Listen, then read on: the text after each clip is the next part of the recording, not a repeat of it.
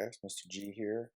Sorry I couldn't be there with you today, but I wanted to give you a step-by-step guide as to what we're doing today. You are going to finally be creating your room plan, and specifically, you're going to be doing your room design. And today we're going to be focusing on the floor plan. So I wanted to make sure that you knew exactly what to do, and this was going to be sort of a step-by-step guide. So the first thing is you're going to have to load up Canva. And once you're in Canva, you're going to press custom size right here. So let's go ahead and click that. Now there's going to be a little bit of math, and we should have done this already, but in case you need an overview, you're going to make sure this is selected to px, so pixels, and you're going to look at the length and width of your room. So whatever you checked off originally, whether it was a 12 by 12 or a 10 by 10, you're going to want to be able to convert that into inches. So let's take, for example, a 10 by 10 room. Well, 1 foot is 12 inches, so a 10-foot room is 120 inches by 120 inches. And we're going to go ahead and create this design. So you just need to make sure you're converting your feet to inches for your room first. So create your design. Perfect. So you've done all your shopping at this point, and I've had you write down all your dimensions for a purpose. It wasn't just busy work. It was to make sure that the things that you're putting in your room on your floor actually can fit. So the first thing that I would do before you get too far is I would lay down whatever floors that you picked out. So let's just say, for example, you picked out hardwood floors, which I think 90% of you did. I would go into elements, and then I would type in hardwood. Perfect. And then maybe you want to search graphics. Some of you can choose photos, but graphics might actually work better for this. And I'm going to try to look for something. Let's see. Maybe I need to put hardwood floors. Be a little more descriptive. Okay, there we go. All right, let's see if there's anything that can work here.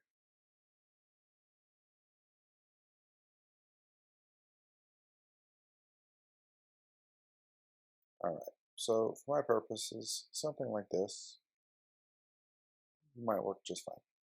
And so I might have to duplicate it a couple times, get it where I want it. Perfect. Okay. So what you can do is, if you are going to piece your floors together like this, you can highlight everything and then group it. Once it's grouped, you can move everything together as a block, which means you can also copy and paste it as a block. So again, I can make this a group, so now it's a much bigger group. And there we go. So getting my floors in here, no problem. I'll just let that drift off the edge, and it'll just cut it off.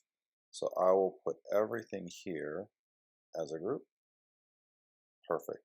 I can also lock it down, so as I place things on top of it, it doesn't move. So once I lock it, it's not going anywhere. You can see that. So I can click it, I can do all kinds of things. It's going to just basically stay in the background. All right, so my floors are done. And so now I'm going to want to come here into elements and think about, okay, what is the very first thing that I got? Well, maybe I got a bed. So you've got a couple of options. Number one, you can search for, let's say, bed frame. Let's see what it gives you in graphics. Okay, I'm going to need something that's like kind of flat, top-sided.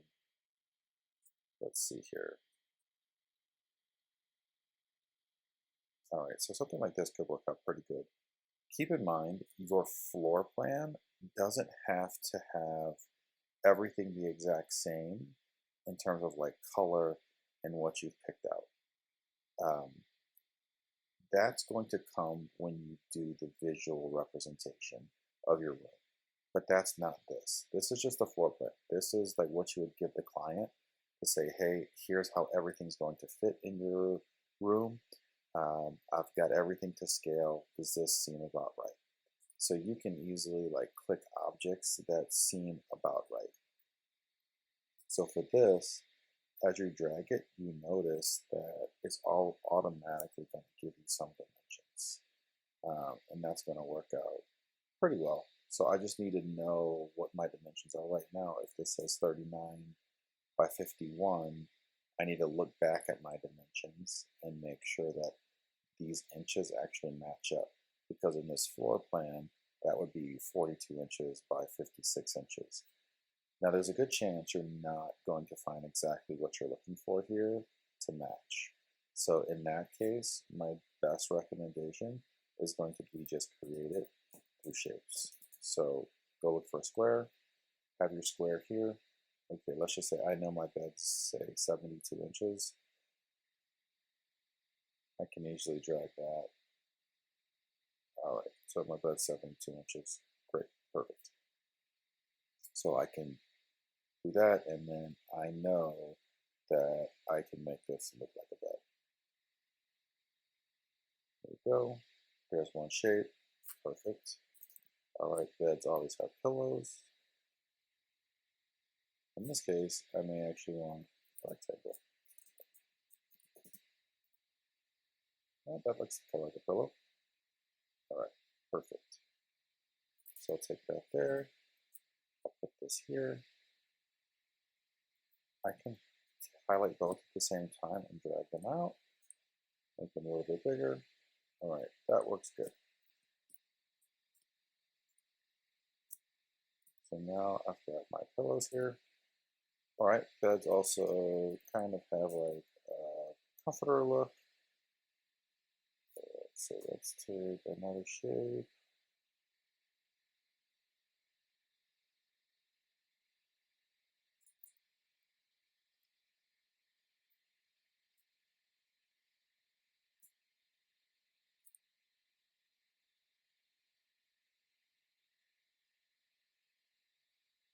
That out. Okay. And maybe this is a slightly different color. Okay, cool. So now that I've got my bed, that's clearly the size that I need it. I've got pillows, looks like a comforter. Okay, great. And then I can go on to the next thing. So you're essentially going to be putting all your shapes, all your things in here. Obviously, I'm going very quickly. You're going to take your time, be a little bit more careful and deliberate.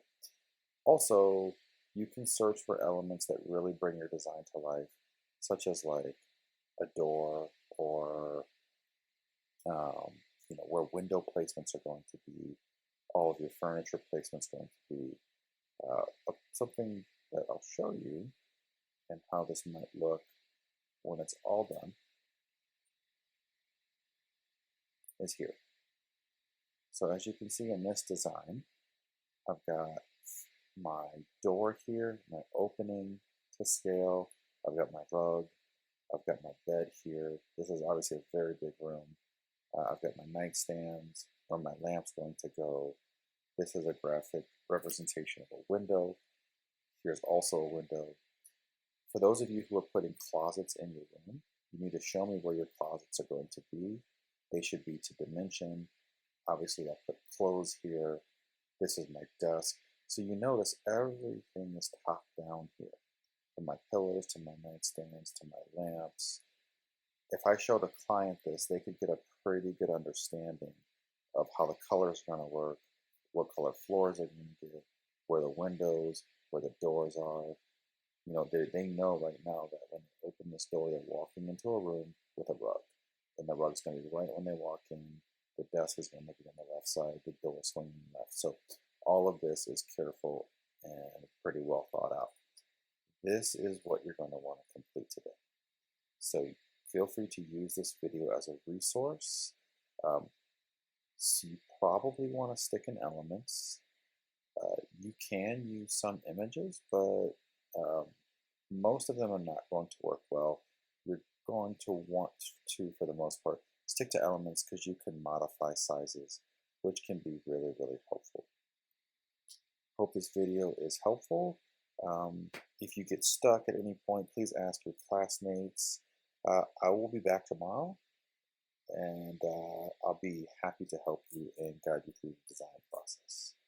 All right. Have a great day, everyone. I'll miss you, but I'll see you tomorrow.